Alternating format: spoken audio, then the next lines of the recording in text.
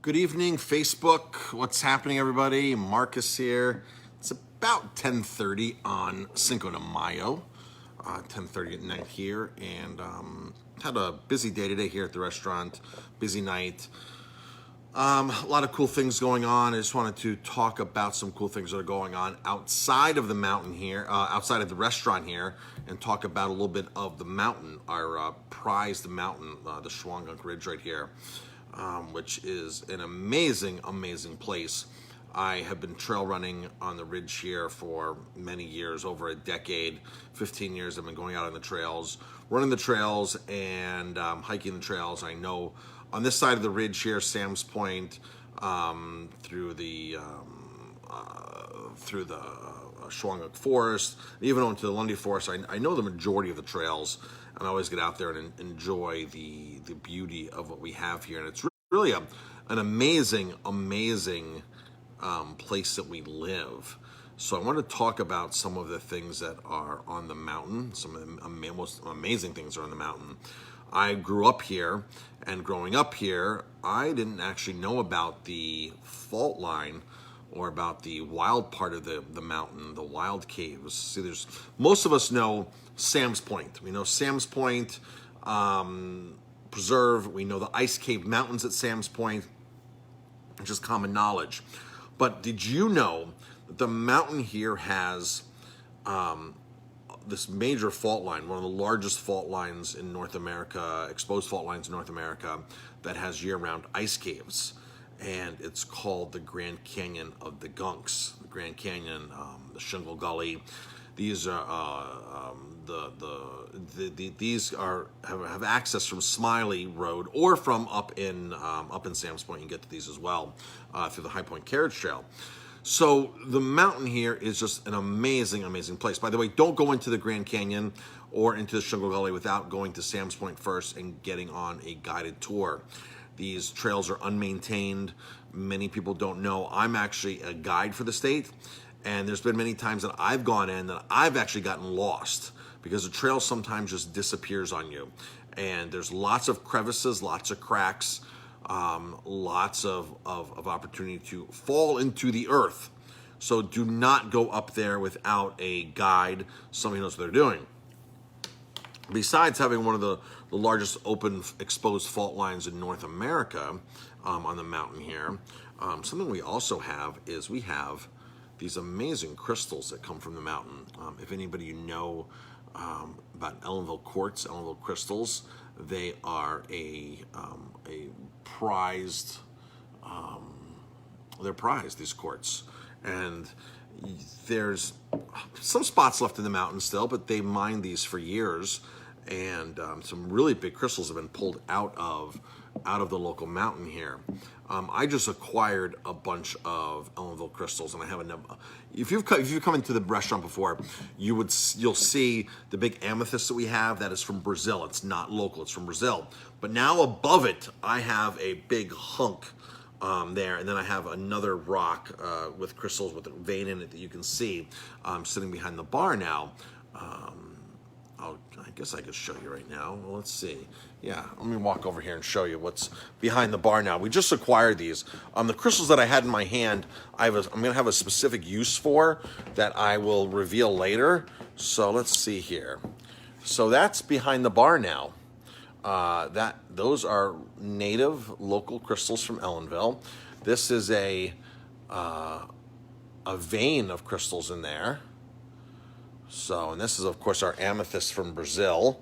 That when you walk in the restaurant, you see that. So that's the new piece up there, and so I have all these smaller crystal pieces that I'm going to do something with. I'm not going to announce it yet. I'll go on Facebook Live in a few days here as soon as I have everything set up. But it's going to be really cool what we're going to do. Really, really cool what we're going to do. If you go to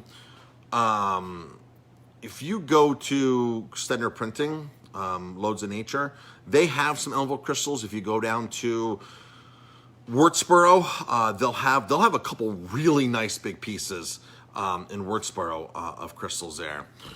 Bobby's saying, Bobby Cameo, we kids used to go get crystals on Berm Road. the old dump, and you can still go to the old dump site, the old Berm Road, the Berm Road Park. That used to be a dump there.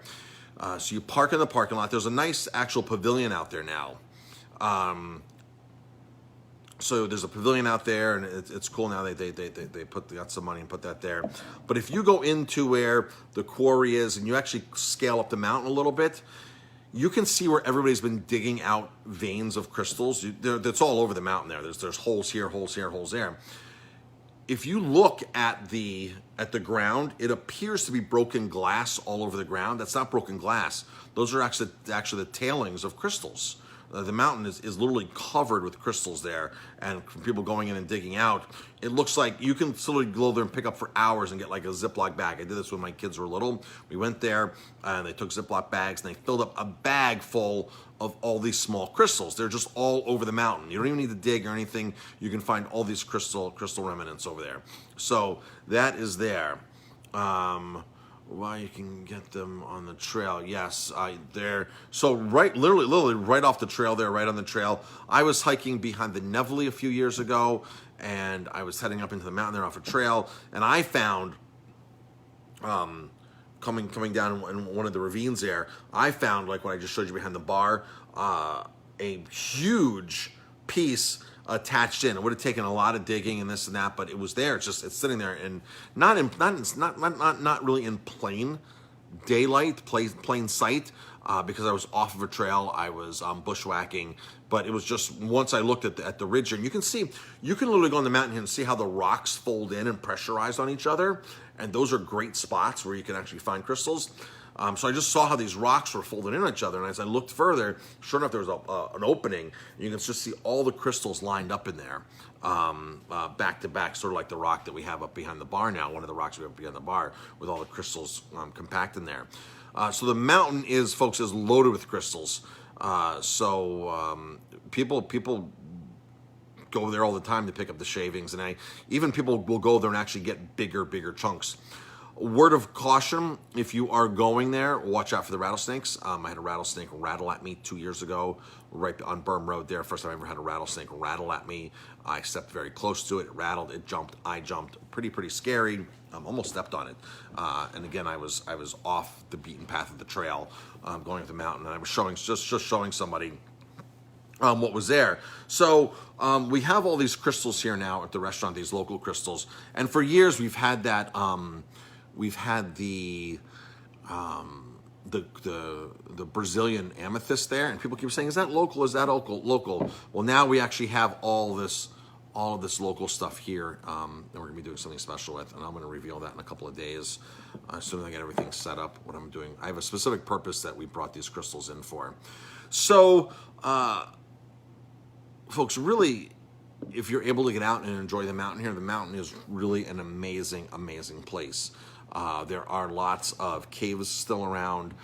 If you go hiking, there's a lot of amazing trails, miles and miles and miles and miles. It's really, we live in a very blessed place, and that mountain is a very special place between the fault line and all the crystals and what's going on. We have a lot of people that come in. We've had a lot of people that have come in over the course of the years and wanting to specifically drink the tap water.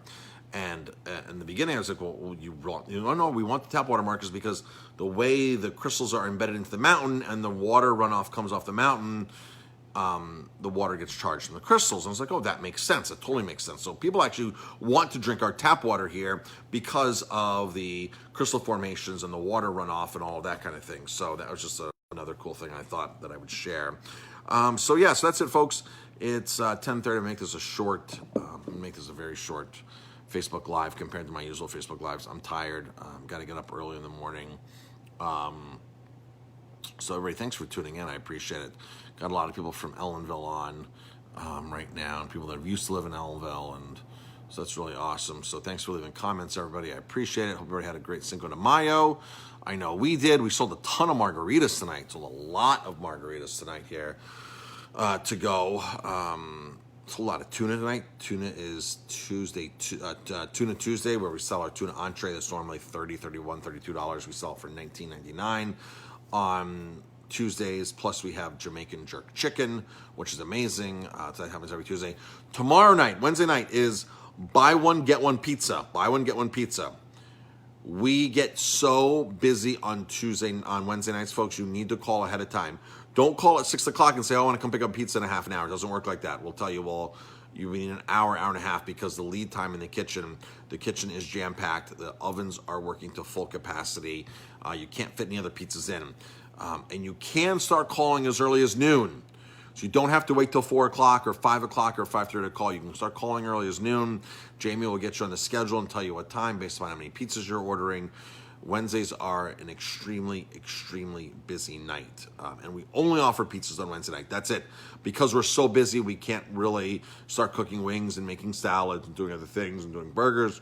The whole kitchen gets taken over, and it's only pizzas. So that's Wednesday, 647-3000. That's it for now, folks. And I'll talk to you tomorrow. We'll be back on Facebook Live. I'm going to get some sleep. I am exhausted.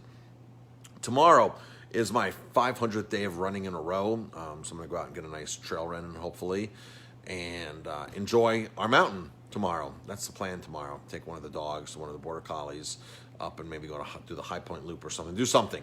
That's the plan tomorrow. All right, folks, thanks for tuning in. I appreciate it, and we will talk to you later.